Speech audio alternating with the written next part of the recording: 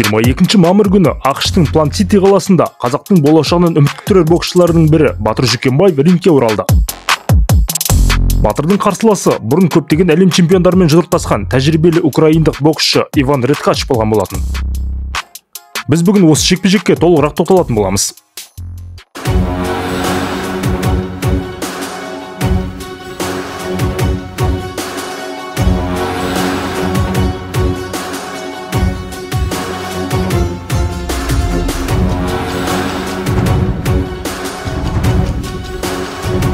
Ассалаумағалейкум достар. Әлемдік бокс жайлы қызықты ақпараттар беретін әлем боксинг арнасына қош келдіңіздер. Батыр үшін бұл жекпе-жек маңызды болатын. Кезінде әлемдегі ең үздік проспектілердің бірі болған отандасымыз 2021 жылғы Сабриэль Матиасқа қарсы жекпе-жекте сәтсіздікке ұшырайды. Психологиялық түрде де, статистика жағынан да бәрін қайтадан бастауға мәжбүр болған Батыр жеңілісінен соң өткізген жекпе-жектерінде бұрынғы қарқын жоғалтып алған секілді көрінеді. Дегенмен әлемнің ең үздік боксшысы Теренс Кроуфордтың залында оның бапкері Брайан Макинтайрдың жетекшілігімен отандасымыз қайтадан жеңіс жолына түсіп, бірнеше рет жеңіске жетеді. Жекпе-жек сайын қарсылас дәрежесін көтеріп отырған Батыр кәсіпқой бокс әлемінде азды-көпті аты бар Иван Редкачпен кездеседі. 38 жасар Редкач мансабында 24 жеңіске жетіп, 6 рет жеңілген екен. Украиндық боксшының ең үлкен жеңісі бұрын әлемнің бірнеше дүркін чемпионы болған Девон Александерді нокаутқа жіберуі болатын.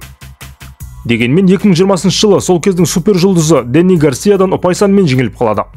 Арада бір жыл өткенде чемпиондық жекпе-жекте Реджис Прогрейстен нокаутпен жеңіліп қалады. Әр жекпе-жекке шашын әртүрлі етіп бояп шығатын Редкач енді міне Батыр үшін сынақ болғалы тұр екен. Жекпе-жекті боксшылар жеп соққылармен бастайды.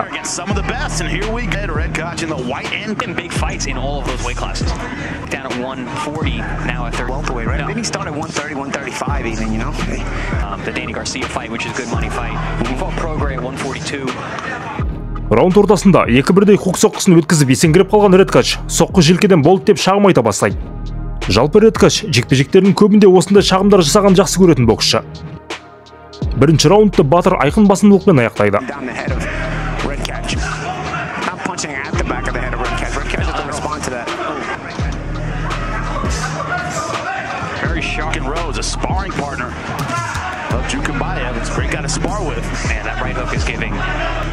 Yeah, so tonight we've got some of the stablemates of it's beautiful to see Crawford at these small of fighters who are trying to come make their way up the ladder.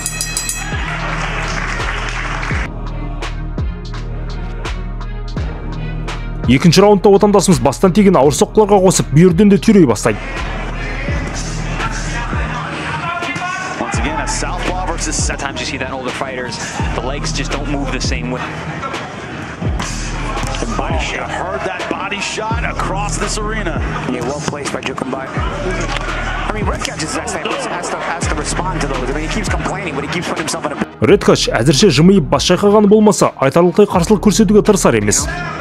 Paul, you had questions about that in the beginning of the fight because of the Regis Prograis fight. Took a body shot. Said, you know, he's 38 years old. He's been in some tough fights. He's been in with some of the best fighters in the world. You know, sometimes it's just beating out. He's got a big opportunity in front of him to put a name on his record. Every fight, you leave a little bit of yourself in there. When you fight a lot of good fighters, you end up leaving a little more than others. Gumbayev throws a combination, goes right back, hands high, resets just like this. Finding the holes, picking his spots beautifully. So hasn't been active as far as throwing punches either. But, you know, he's going to the ropes. He gives back to boxing. Yes. That's what makes him special. Үшінші раундта Батыр соққыларға салмақ салып соға бастайды. That's something a lot of people don't know. They go, oh man, why doesn't everybody train at these big gyms with these big trainers? I said, it's hard. Anything up to threaten Jukumbayev with one. Yeah, and it's more like sparring partner, and at this point, it's more like target practice than sparring right now. Yeah, no, he's super tight with his technique, his elbow position, his hand position, the way he attempt that jabs from Redkach a few times now with the left hands over the top.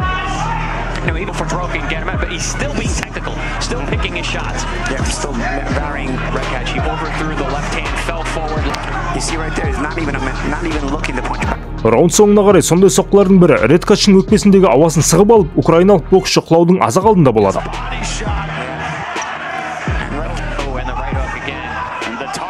See if he's capable, if he's understanding that this isn't for... Thudding shots right in front of his combination. Referee looking real close. End of the round. Bayev so far cannot miss. 4-ші раундта Батырдың айқын басымдылығымен өте бастайды. Редкачтың арқанға жабысып тым көп тұрып қала беретіндігінен рефери бір-екі рет жекпе-жек тоқтатсам ба деп ойланғандығы да байқалады.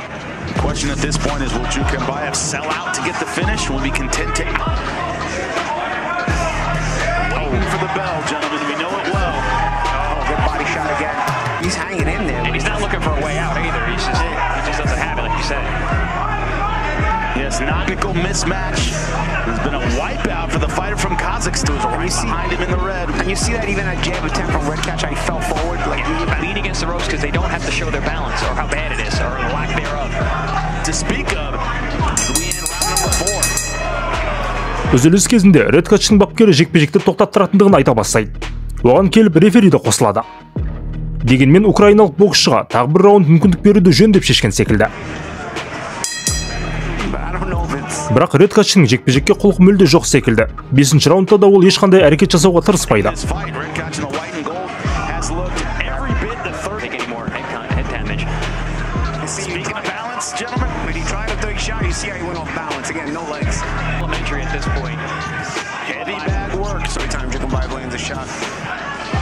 this is the epitome of very many mistakes, hasn't had any defensive lapses. This is not complaints to the referee, then clean punches. Осыны бақылап тұрған рефери раунд бітуіне 50 секунд қалғанда жекпе-жекті тоқтатады. Осылайша батырымыз айқын басымдылықпен жеңіске жетіп, чемпиондық жекпе-жекке жақындай түскен секілді.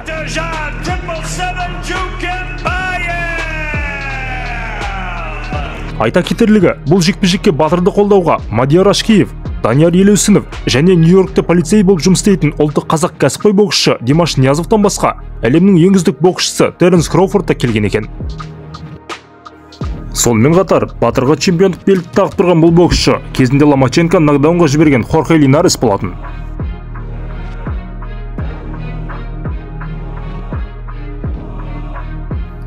Мұндай қолдаудан кейін батырдың жеңілуі тіпті сылбыр өнер көрсетуі де мүмкін емес секілді. Міне достар, Батыр Жүкембаевтың кезекті жекпе-жегі осылай өткен болатын. Отандасымызға алдағы күнде тек жеңісті жекпе-жектер тілейміз. Сіздермен болған Әлем боксинг арнасы.